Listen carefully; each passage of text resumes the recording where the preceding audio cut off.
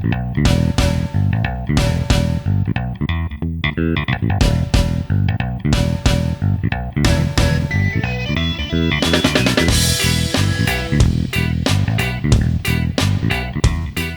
boys and girls. Welcome back to the Carla and Crappy Show. It is week 4 of the Carla and Crappy season, week 3 of the college football season. And we're looking ahead to next week, because next week's going to be fantastic. This week, yeah, Carla, this week is of a nature that AJ basically gave himself the week off. He's like, go do something with your family. yeah, that's when you look at the schedule this week, it's just kind of like, oh, okay, yeah. The last couple of weeks have had some really intriguing games. I mean, week 1 obviously is just like, that's the blockbuster weekend, and it kind of spoils you, because you always end up every season with this like 1 week where you're just kind of like, At least, the good thing here is that, like, at least the weather is going to be gorgeous here in Nashville. So we at least have that going for us, that, it's not a great weekend for football. It's a great weekend for weather. So that works in our favor. But yeah, this is the week where we all just kind of figure out, you don't have to spend your whole weekend watching college football. And that's something we don't say very often around here. I would not suggest to folks who are going to enjoy the backyard brawl, they're not. That is a huge deal in these here parts. But just the games in like a national scope, they are few and far between this weekend. But we're going to do our best to come up with stuff. We're going to talk about the teams that we care about the most, and we're going to talk about some other stuff, starting with last weekend. What did you come across last weekend that you found intriguing? Rain. That was like, there was a lot of the rain. theme. There was a lot of rain. So here's what was weird about last Saturday, and I don't know if anybody else had the same feeling that I had when, getting ready for like the early kick, right? Like, so like Vandy Wake Forest kicked at 11 Eastern, right? So that's 10 Central. And so we're like, okay, morning football, we're going to watch this, and let's kind of lead that into the rest of the day. Yeah. Well, every game on the East Coast had a weather delay. And so you ended up with this really weird, like, games that were supposed to be over were still at the half. Like that Notre Dame game, Notre Dame NC State, like, did that game take like 17 hours? Like, I don't think they're done yet. I think they're still are they still playing? The things are still going on in Raleigh. It was just kind of one of the, like, it took a while to get into the rhythm, right? Because like the games that you didn't know whether or not games were still on. You're trying to scoreboard watch, but like the scoreboard at that point was just so completely jumbled. Yeah. Of like trying to find games, like, okay, is this game over? Or are they still in delay or whatever? And then like the blockbuster game. So you end up with a 2-hour rain delay at NC State. And then the first half of that Colorado-Nebraska game was terrible. It was awful. A whole bunch of punts, couple turnovers, really low scoring at the half. And so it was just like this like snooze fest. And then Utah does its very best Minnesota impersonation and pulls a win out of nowhere and beats Baylor in almost the same way that Minnesota beat Nebraska. Yes. Where Baylor was leading the entire game with 4 minutes to play. They figured out a way to screw up and lose the game. And so like after that moment, it was like we were off to the races. Like there were like, that was the thing that like kind of got everything like, okay, we're playing college football today. I do really wish that Michael Pratt would have played for Tulane. That game was good. I would have liked to have seen Tulane at full strength there. We didn't get that full matchup that we were looking for. That's not to say Kai Horton played really well, but you could just tell the offense just wasn't quite the same as what we had seen in previous games there. So that was a disappointment. Into the evening, into the prime time, Texas. Texas. Bama's real mortable this year. They looked real. They look good, but they're not the immaculate threat. Like, Bama defenders were missing tackles. Yes. And Texas was clearly the better team in that game. And you could like visually they were the better team. Okay. in that game. So it'll be interesting to see how Bama responds. What's also fun about this is that next year that's a conference game, so that is something kind of fun to look forward to in conference Exactly. realignment. I like Yep. the rivalry that's building there. That's going to be a lot of fun. Okay, so the odds makers knew something that I didn't last week, Mhm. because I remember how I scratched my head about the Oregon Texas Tech line and went, something's Uh, weird here. you did. Yeah, Oregon like needed like late game magic and then ended up with like a pick six to seal that Mhm. right about the same time. So like all this stuff starts happening at about the same time. And then you called it, Wazoo beats Wisconsin again. Like it's second year in a row. Mhm. It just magic out on the Palouse. It just really interesting stuff, and somehow I managed, even with all the chaos and the discombobulation of what was happening, I managed to stay up. I was still going triple box at 11 o'clock central. Nice. And USC could have hung 80 on Stanford if they wanted to. Mhm. Mhm. Like the first half of that game was just absolutely bonkers, and when it was 49-3 at the half. And the only like it was just like every time I looked, it was touchdown, touchdown, touchdown. Yep. I was like, and AJ and I were texting each other at that point, going, "Is like, can we put a mercy rule in for the second half?" Like, and that's essentially kind of what happened. SC subbed some guys out, and there was only just a little bit more scoring. But like at one point when SC was scoring, it was like they could just score at will Mhm. against Tree. Stanford postulate, apparently not a thing in 2023. So so yeah, so it was just kind of a weird weekend. Some good stuff. We had some flashes of some really good football, but it just Mhm. felt, the whole day just felt weird. It was on. The weather, the delays, really gave it a feel like the back end of the day was kind of loaded. Yeah. Through nobody's fault. It was just the way that sort of thing went. Um, I have, rather than going through my recollections of the weekend, which which are Ohio State centric, and you're aware of that. You're aware of my preferences as far as that stuff goes. I have a pop quiz for you. Oh God. Okay. It's only week 3 of my semester. Don't do that to me. I'm not even that mean to my students. Wow. Okay. Now this is it's just for extra credit only, and it's not Okay. that hard. It's not that hard. There aren't really any wrong answers here. Um, Okay. to start with, most surprising start, Colorado or the entire Pac-12? Who? Um, Colorado. Hmm. We Okay. knew the Pac-12. We knew the Pac-12 had good quarterbacks, Yes. right? And the Pac-12 in the opening week, there are really only a couple of games there Hmm. that they were playing competition that we thought that like, okay, this could be a loss, right? Hmm.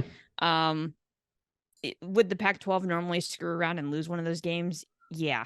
But I did not see this coming from Colorado at all. Okay. Had you told me in July that Colorado would be nationally ranked in 2-0 Hmm. heading into week 3, I would have laughed. So kudos to the coaching job that Prime's doing. Yeah, that's more surprising to me. It is interesting, although the whole thing about them taking this game, the mantra this week was personal, taking it personally. And I'm not sure anything came out of Nebraska that would suggest um, that Colorado was disrespected somehow. But whatever Prime needs to do to get his guys going, it worked again for the second week in a row. That is for sure. Better division: Big Ten East or SEC West? Push. Um, You can say that. I don't feel like I've seen enough out of either conference. Like Okay. we've gotten one really good game Mhm. out of the Big Ten East. You Mhm. can't judge a division's performance against Youngstown State and Delaware, right? Like it. I don't know. I think parity, like I think the SEC West is going to be much more what we've seen out of Alabama, after what we saw out of Alabama on Saturday night. I think the SEC West is going to be extremely competitive with more teams involved. Probably, I think the Big Ten East is going to come down to Penn State, Ohio State, or Michigan. I think the SEC West is potentially more open than that now. I think you could have 3 or 4, maybe even 5 teams. It could be right there in the mix, depending on how. So, parity wise, I think it's the SEC West. I don't know if I can determine whether Michigan, Ohio State, and Penn State are better than Bama and potentially LSU. We'll find out some more this week out of the SEC West. They've got some interesting games that I think will help sort that out. Okay, that's fair. Age-old question: is Texas back? As long as Sark doesn't screw up the quarterback situation and Quinn Ewers stays healthy. If Quinn Ewers stays healthy, I think AJ was right at the beginning of the season that Texas is going to win the Big 12. And I didn't think that they would be sitting there potentially trying to get into the playoff. But after what I saw them do against Alabama, I think that they could be in the playoff mix. If they win the Big 12 and go undefeated, I think they're going to be right there. So, and if that's the case, you have to argue that Texas is back. Okay. So. Okay. Yeah. This is the Welcome, Austin. This is the other tough question. Again, we're looking at a very small sample size. Who should be ranked higher right now, Penn State or Ohio State? And I will tell you my answer. I'm going to go Penn State, and the reason being, looking at they weren't, obviously they didn't play the same team, but both teams played FCS opponents last weekend, and Penn State did what they were supposed to do against an FCS opponent. Ohio State struggled a little bit in the first half, right? And so when you look at those, they came around and they won the game. But when you look at what Penn State's offense was able to do against an FCS team versus what Ohio State, I think the poll is correct to have them right next to each other right now. And I think Ohio State's getting the benefit of tradition and recent performance to be ranked ahead right now. Again, we'll find out more. Penn State hasn't played a conference opponent yet. They're the only one of the few teams that hasn't. And so we're going to see that this week. And I think that'll be the real measuring stick here. But right now, I would probably flip them. But that's how close they are. And I think they're in the right spot in the national rankings at 7. Okay. I would say Penn State's the best team in the conference right now. And I would say that. Well, yeah, I mean, I think the 6 and 7 nationally is correct. Michigan as well. And again, Michigan. Is Michigan 5? Michigan's still 2, right? Are they 2? Are they 2? Okay, then Michigan's overranked.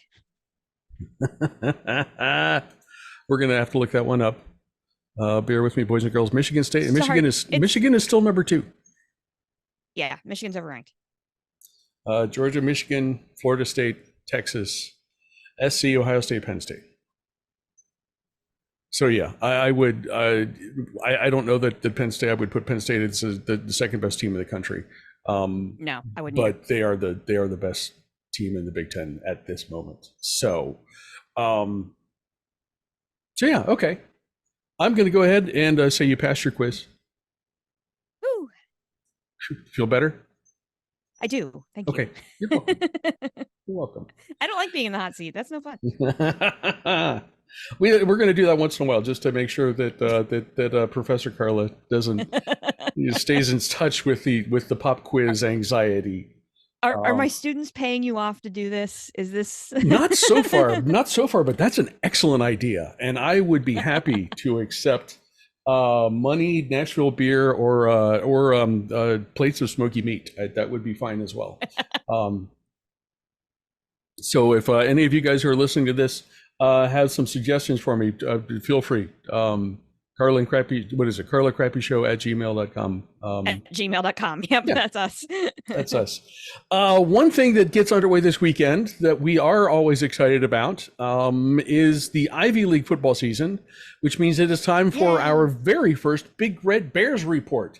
For the uninitiated or those who do not recall, my nephew plays football at Cornell. So we have been paying attention to Cornell football during his career, which has been riddled with injuries. But so far, knocking on the wood on my desk, he has been healthy through camp and is ready to participate starting this weekend. We're going to talk about their game as part of our game previews, but just as a preview for the season, for the first time since my nephew arrived at Cornell, Cornell is not picked to finish dead last in the league. Granted, the media has picked them to finish 7th out of 8. But the point is that they've beaten expectations the last 2 seasons, and I think they will do that again. Here's why you watch Cornell football this fall. The offense, it's going to be insane. They return 18 starters overall. Jamison Wong, quarterback, he's going to be starting. He's going to be entering his 3rd year as the starter. He was all league a year ago. And he scrambles. He's got a good arm. He makes things interesting. So that's going to be the big reason to watch Cornell this fall. Drew Powell, my nephew, is part of a crowded running back room that should see some success this season. They'll be running behind a very experienced offensive line. That's going to be a big deal. Defense should be solid as well. But listen, watch Cornell when they have the ball. It's going to be a fun show all season long. I guarantee it. This is where we would put Drew's number. Drew's number is number 23. 23. Okay. He will get some time blocking. He will get some carries. He will probably get a swing pass or 2. I as far as I know, they're still going to run the full house T formation, which was a fantastic wrinkle a year ago.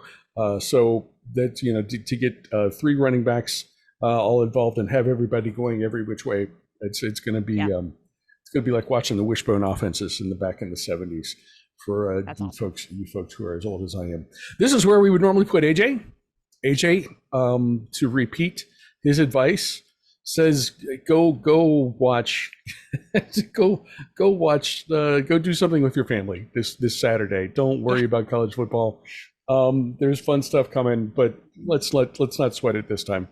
And we appreciate also, this means that you can all go to bed early. This is go to bed early week.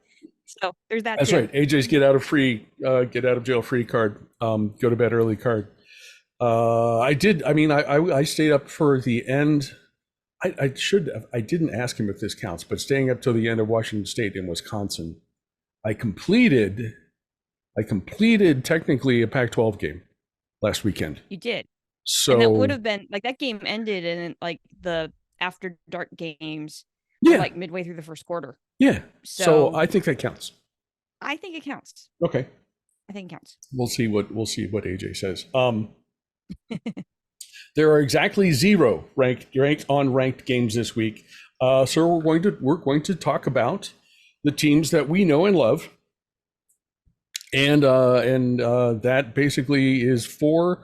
We didn't include Robert Morris, although they're playing Youngstown State this weekend, and that could be an interesting sort of Pittsburgh, Cleveland kind of thing, maybe. Well, and it's worth mentioning, and I didn't mention this in my recap, Robert Morris beat St. Francis on Saturday. And if like back in the day when Robert Morris was still in the NEC, like that was a heated rivalry, the in-state rivalry in Pennsylvania. That's the first time they've beaten St. Francis in several years. So that was a nice win. And the Robert Morris football program has not been great the last several seasons. So it was really nice to see them get a nice win on Saturday. I was scoreboard watching that game and going, ooh, they're going to win. They're going to win, which is weird because when I was there, we won mythical national championship. So it's been kind of quite the turnaround in the last 20 years. But nice. But yeah, that was a nice win for them on Saturday. Okay. Well, the games that we are going to be paying attention to this weekend start at Big Nude on Fox, when your number 7, slightly underrated Penn State Nittany Lions visit Illinois. Penn State is favored by 14.5 points. The AJ Fun Index is a definitely iffy 49.5. Yeah. What do you think about Burt Ball this year, Carla? Well, yeah, so this is when I knew that this was going to be an off week for college football. When I started seeing the promos last Saturday for Big Nude being Penn State at Illinois, I went, that's the best game in the Big Ten. This is what. And then I went and looked at the schedule and went, that's the best game in the Big Ten. I was like, oh boy, okay.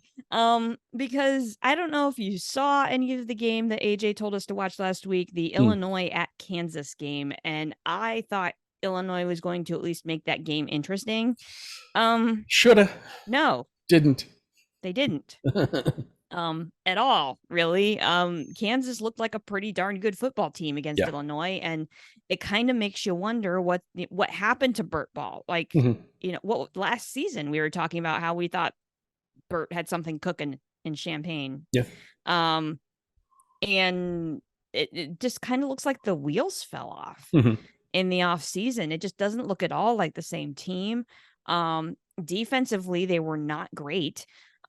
Which is not good when you're looking at, and not great. Like when you look at them, like statistically, Illinois has allowed nearly 500 yards a game defensively, and that's not going to work when you're going up an offense against an offense like Penn State. I guess the only reason that the over under is the fun index is at that number is probably because they're thinking that Illinois is not going to score much. I don't know. Like I really don't know because the Illinois defense, I mean, they might be able to throw some speed bumps out, but with the way this Penn State offense is playing, I mean, against Delaware last week, they scored touchdowns on 7 of their first 8 drives and 6 of them were rushing. I mean, that's exactly what you want to see from this offense, right?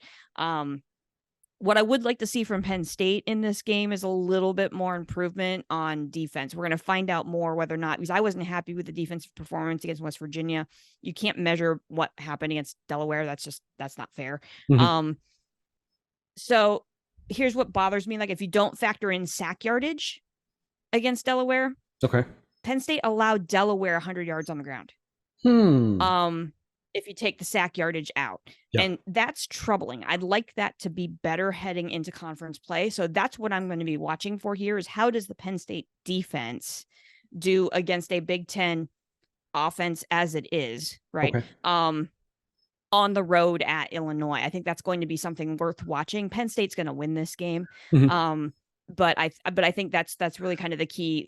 This is where we're going to find out whether or not Penn State really is better on paper than Ohio State. Okay. Is if that defense can actually do something against Illinois. But I'm glad this game's at noon for me because then that frees up the rest of the day. So it does. Go Nits. Okay. Not only did Bird Ball take a step back last week against Kansas, their opener was at home against MAC champion, defending champion Toledo, and Illinois struggled. Illinois struggled Toledo to win should have won that game. Yeah. So this is not Brett Bielema came back and really got things going in Chambana, but this season, at least so far, does not seem to have a whole lot in common with the teams that he's had in the past couple of seasons. Penn State, as I stated earlier, is the best team in the conference right now. Just as in terms of scheme, Bert's teams play defense.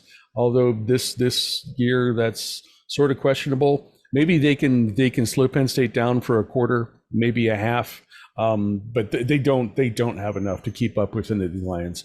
And Penn State's going to win this one, I think, in a blowout-y kind of fashion. Our anti-AJ game of the week, noon on ESPNU.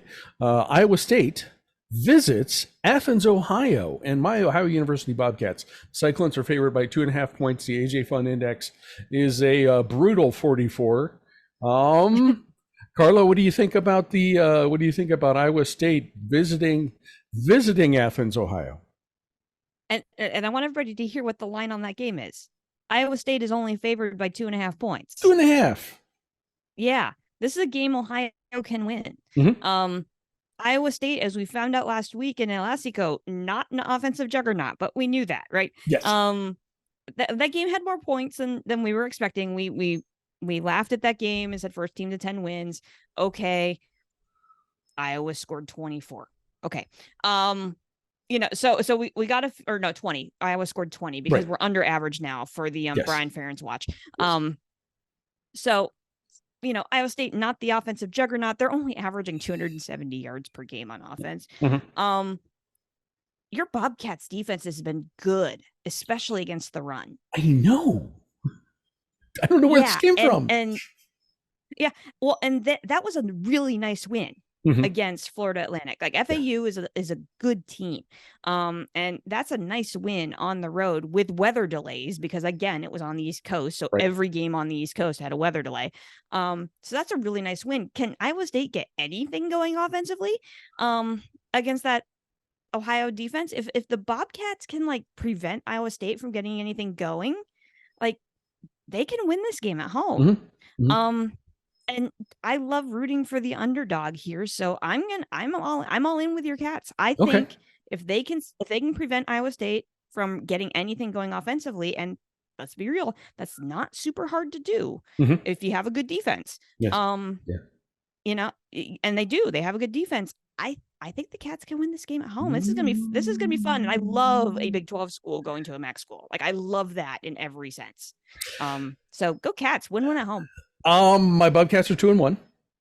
They've settled into a nice routine with a balanced offense. As you mentioned, a defense that has been lights out, especially against the run.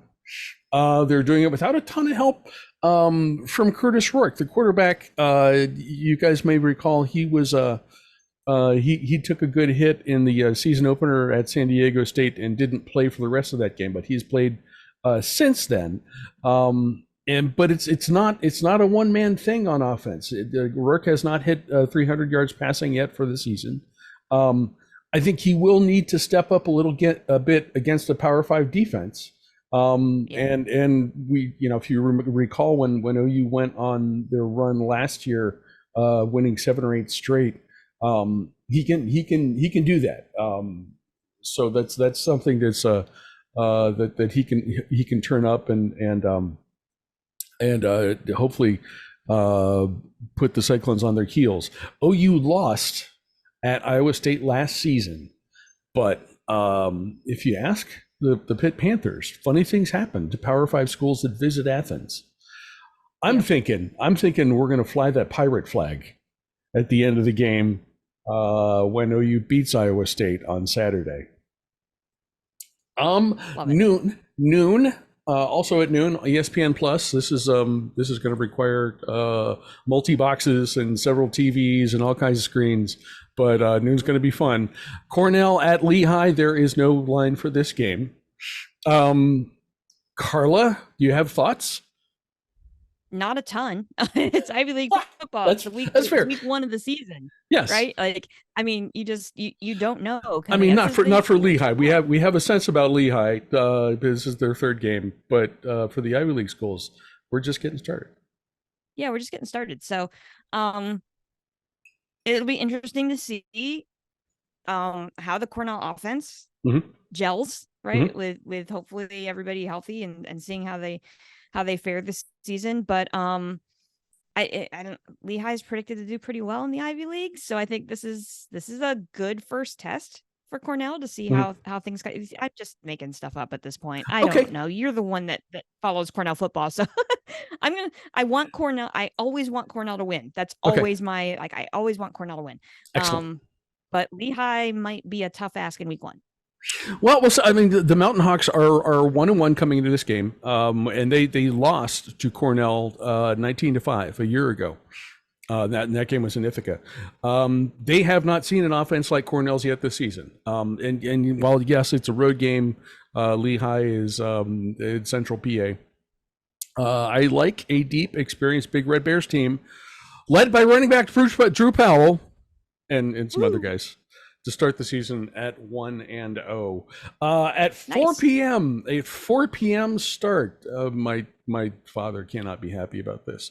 On Fox, Western Kentucky at number 6, Ohio State. Ohio State is favored by 28 points. The AJ Fun Index is a genuinely fun 64 points. Carla, what do you see here? And that's because Western Kentucky is not exactly what you would call a defensive power either. No. They are giving up loads of yards, especially on the ground, which is not great going up against what is a pretty decent running back core that you've got there in Columbus. So it is worth noting. Yes. This is not a game. This is not Youngstown State, right? No. Yes, it's a CUSA team, but this Western Kentucky team is predicted to win the conference. So this is the cream of the crop from the CUSA, at least right now, on paper. So that would be CUSA with no hyphen. That is CUSA with no hyphen. Yes. Yeah. This is a game that Ohio State can't sleepwalk through. No. It's a game that Ohio State should win pretty easily at home. Yeah. Austin Reed is the quarterback for the Hilltoppers. He's a good quarterback. And it's an offense that has some firepower. They've put up more than 400 yards per game per offense. That on their offense, that's part of the reason why they're predicted to win the conference. It's going to be really close between them and Liberty, which is now part of the CUSA. That's who that should be. I would like to think that Middle's going to be right in that mix, and we'll talk about them here in a minute. So this is a good CUSA team. Ohio State can't sleepwalk. They can't come out slow when you're playing an offense that could, at least for the first quarter or so, potentially keep up with you. Yeah.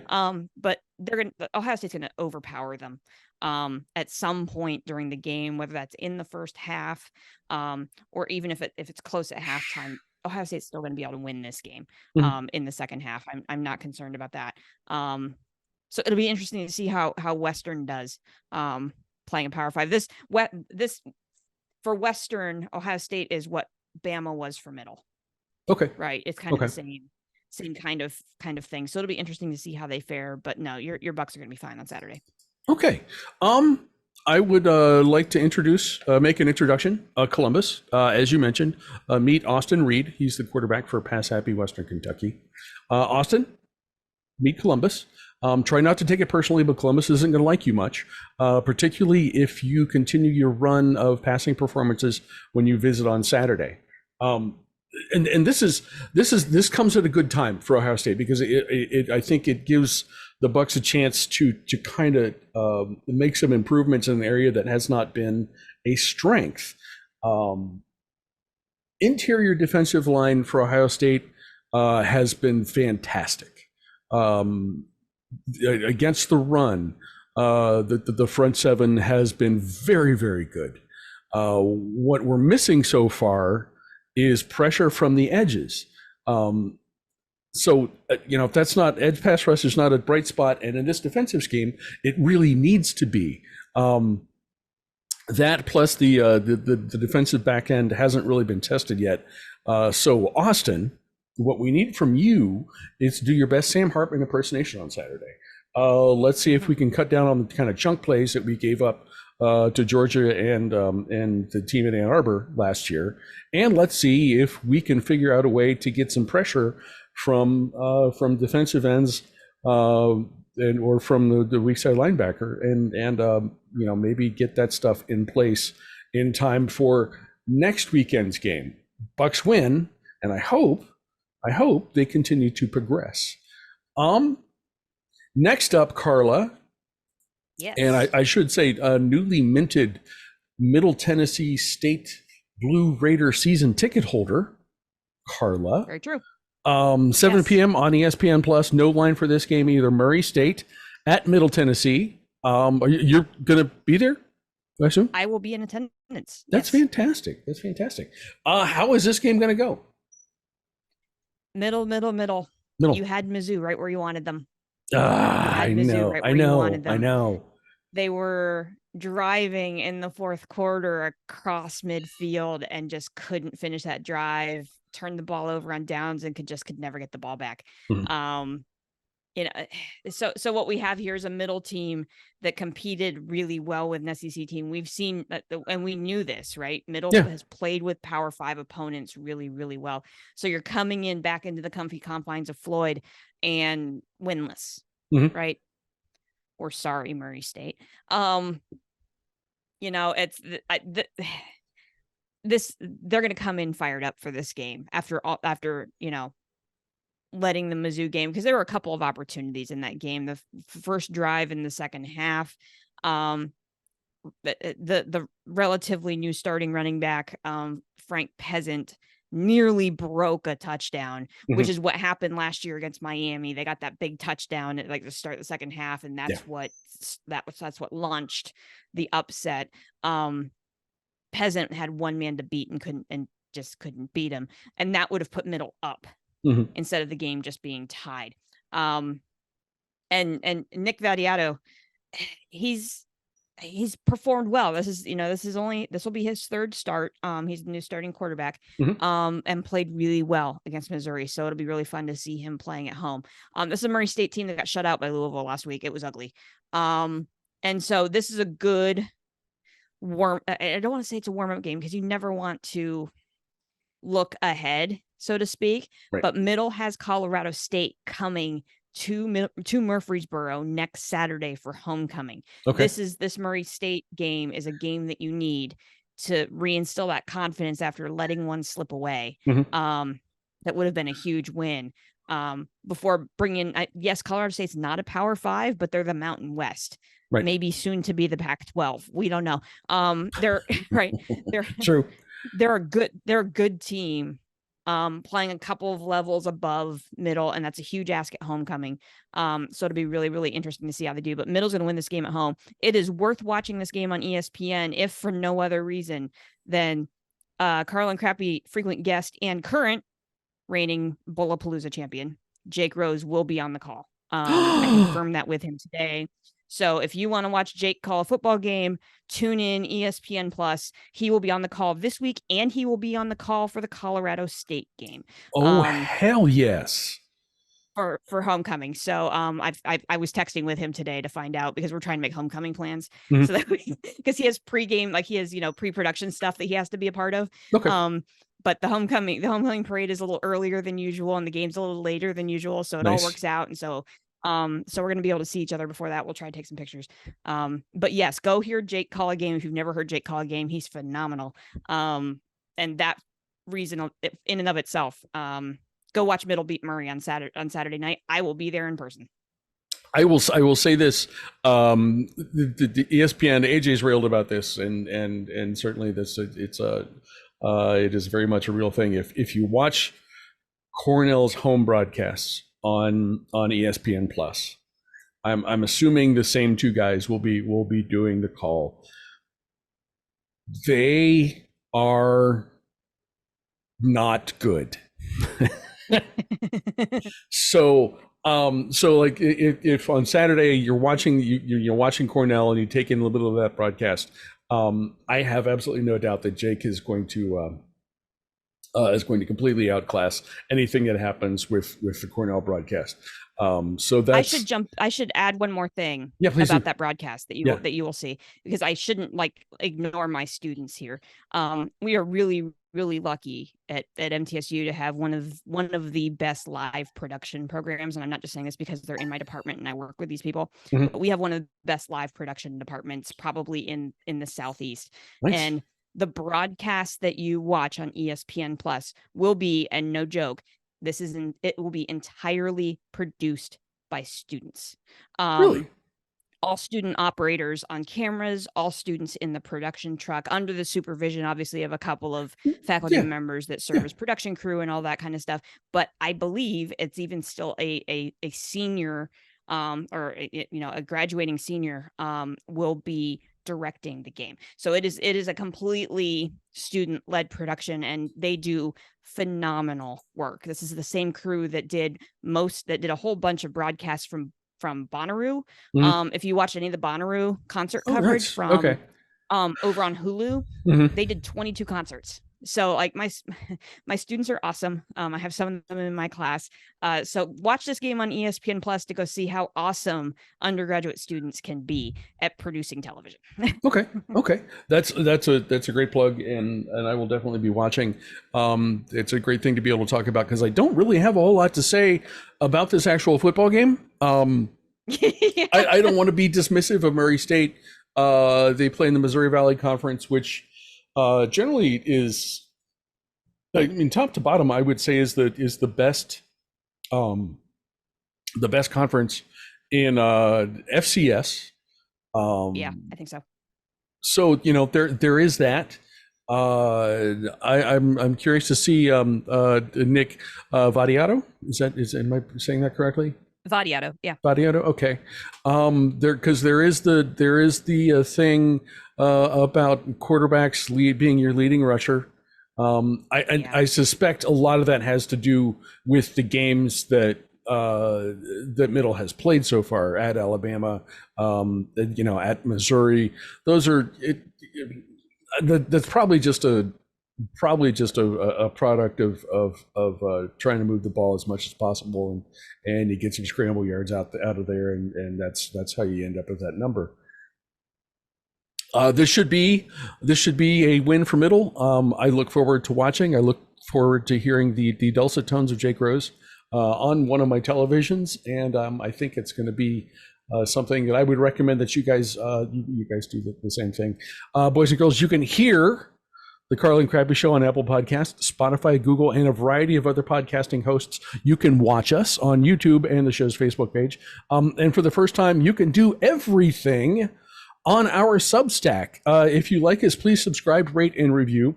If you don't, mind your own damn business. Be sure to come back next week to see exactly how wrong we are.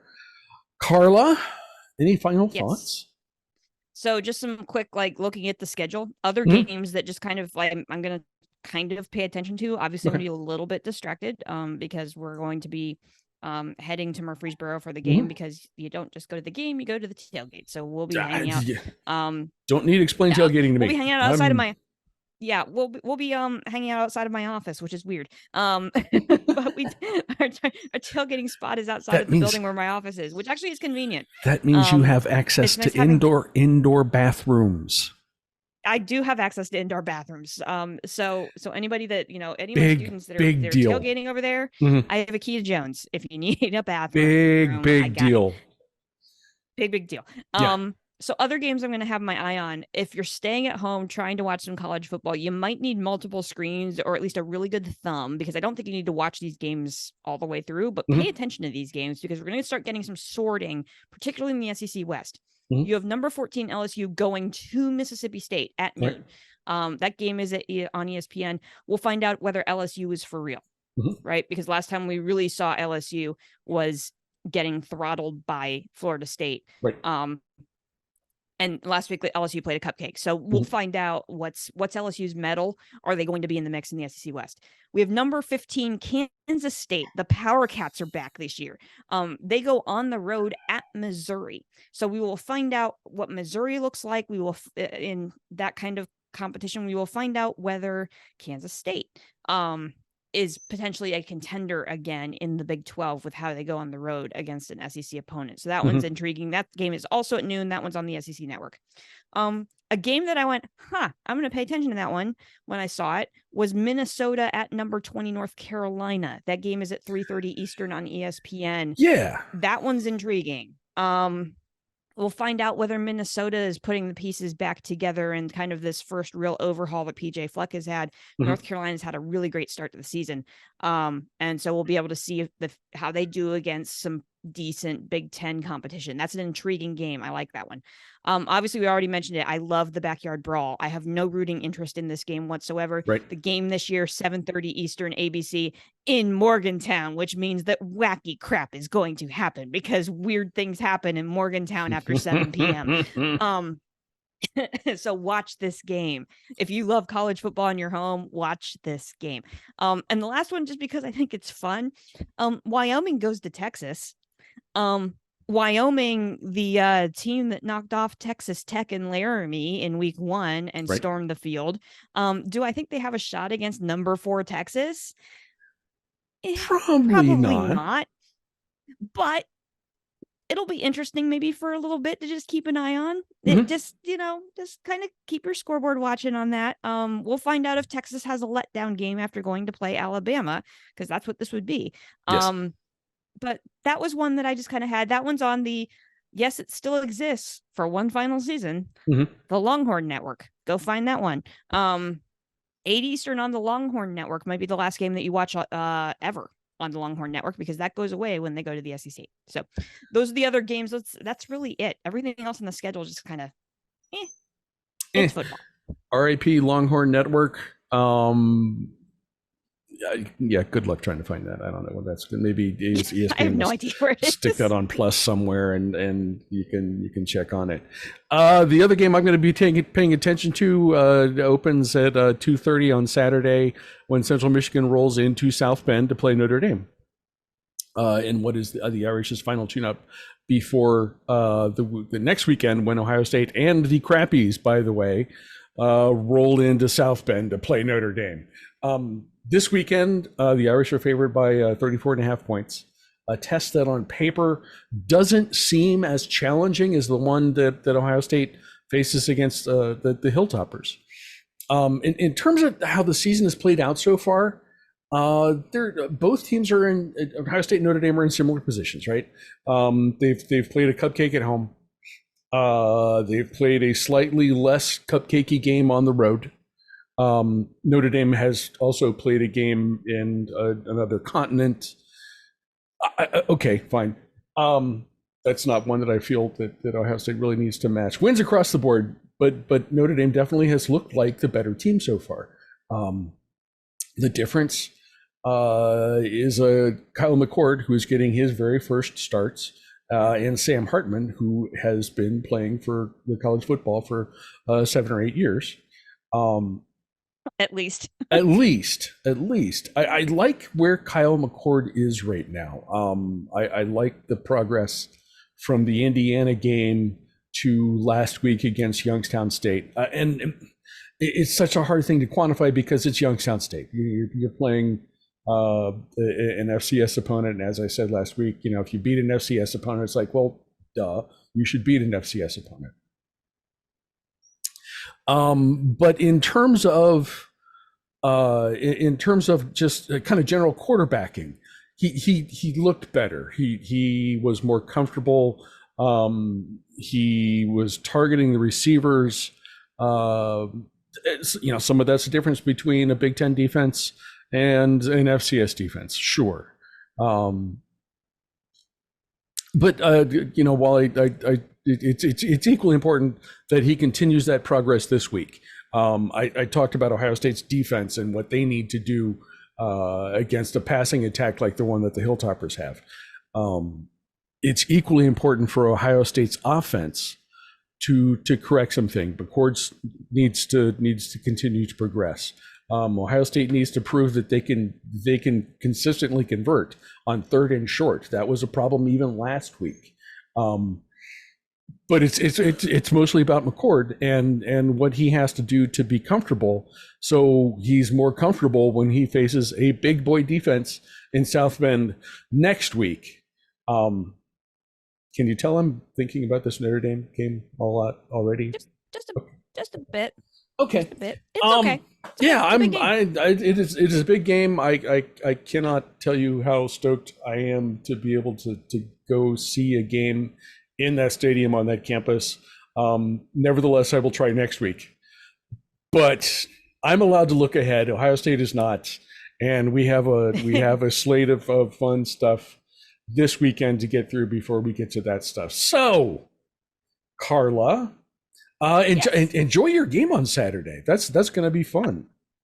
I will, and the weather should be absolutely gorgeous. So I am super excited to be spending. We're at least going to go through the first half of the game. We're still trying to figure out the childcare situation, because next week we have a birthday to celebrate on the Carla and Crappy show, because Ellie will be 2.